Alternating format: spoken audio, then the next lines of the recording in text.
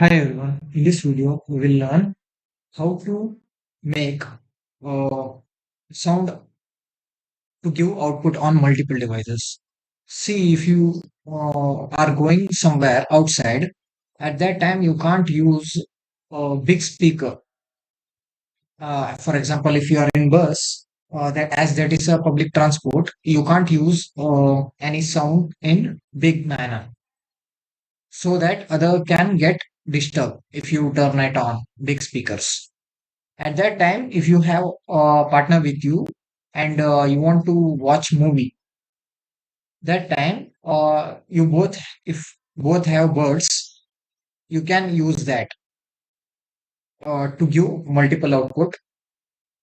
So we will know how to do that. At first, press and hold on Bluetooth, turn on Bluetooth. Now select both the buds. I don't have two buds, but for showing purpose, I am connecting my two speakers. Now in notification panel, here select on media output. See, my both speakers are connected. In your case, connect to both buds. Now see, both speakers are connected.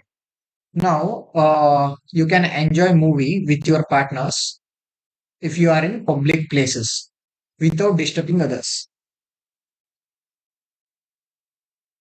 Thank you for watching, guys.